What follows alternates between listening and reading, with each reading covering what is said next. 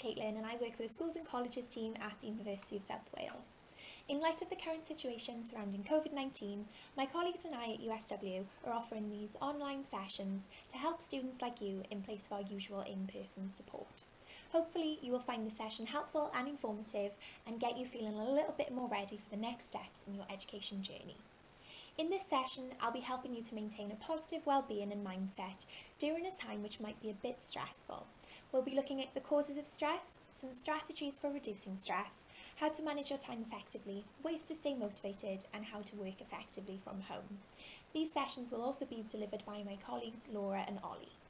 Make sure you complete all of the tasks indicated by a tick icon so you can make the most of the session. I hope you enjoy and good luck. Mental health is something that is often being talked about in current affairs and is becoming more of a troubling topic as more people are struggling to maintain a positive mental health. This table helps you to understand the scale of mental wellness. This table also charts the difference between mental illness and having a bad day or just feeling stressed.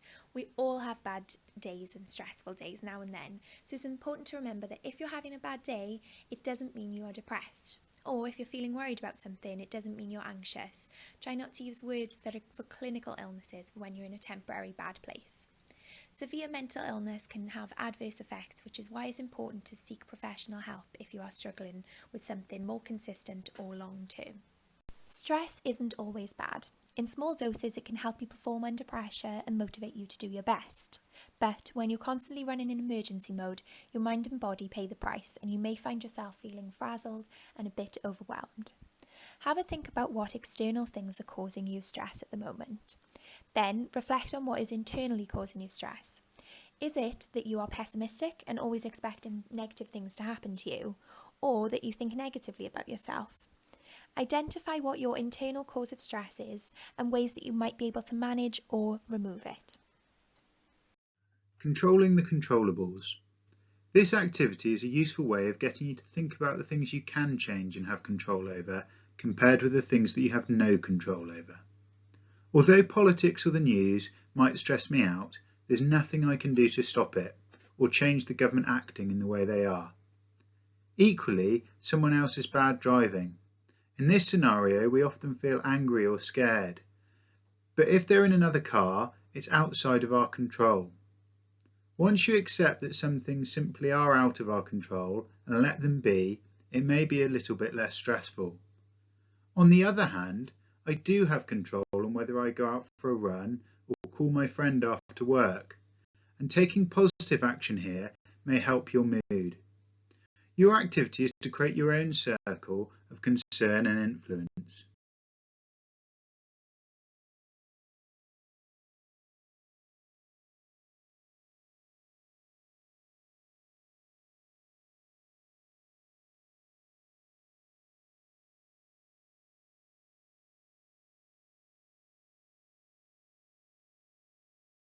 Setting a schedule is really important.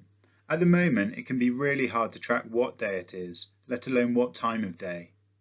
This is an idea of my working day routine. I find it easier to avoid people out in the mornings, so an early start works great. So I often do this at weekends as well.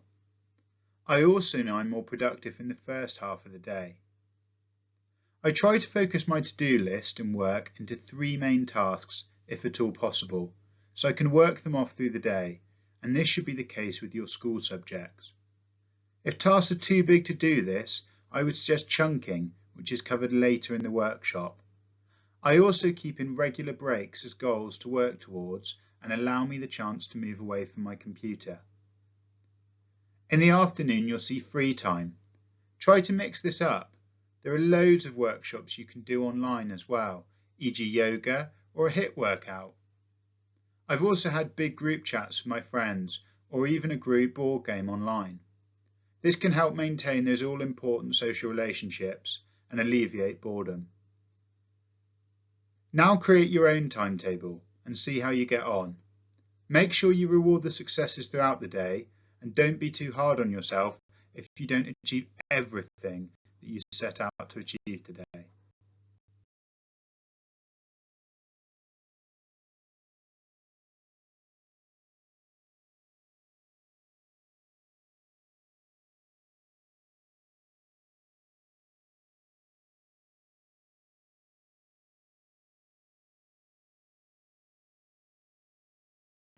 Mindfulness is a really good way to maintain a positive well-being, and there's lots of research that shows that practicing mindfulness every day increases your positivity and your happiness.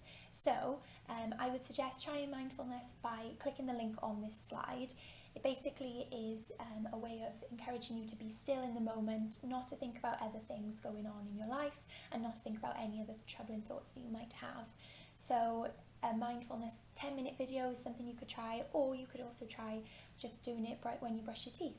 Pay attention to the sounds that you can hear, the smells that you can smell, and all of the senses, and just focusing on that moment and nothing else. It doesn't work for everybody, but you won't know whether it works for you until you try it. So I really suggest following this link and giving it a go.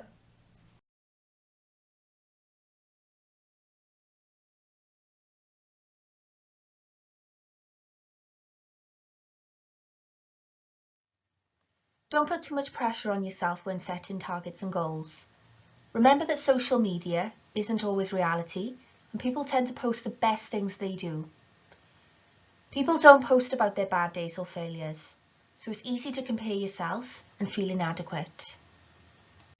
The last strategy is lists of gratitude. So I suggest you write down a list of about 5 things that make you feel grateful, things that you appreciate having in your life, and doing so should make you feel a bit more positive. This is a really nice strategy to practice every day. So maybe just before you go to bed, write a list of things, or even when you are feeling stressed or overwhelmed, writing the list then. But hopefully it'll help you to feel a bit more positive and uplifted. Always people around you and websites that you can visit that will support you when you feel overwhelmed or lonely. Some of them are listed here, and many of them are free, and you might be able to think of some others too. It's really important you remember not to keep these worries bottled up inside you.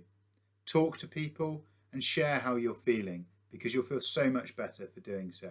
Oliver Stacey from the student recruitment team at the University of South Wales here. Just wanted to say thank you for joining us for today's session on mental health and wellbeing. I hope that you found some of the tasks and activities useful. I appreciate that a lot of you are feeling quite stressed at the moment, and my team at USW just want to support you in the best way that we can. So please direct people towards these resources, let them know that they're available.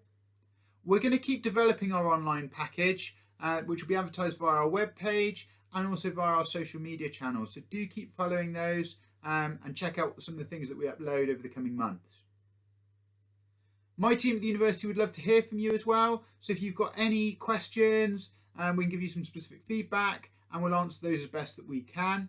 Finally, just a quick thank you again for joining us today, and I hope to see you on another workshop soon. Cheers. Bye.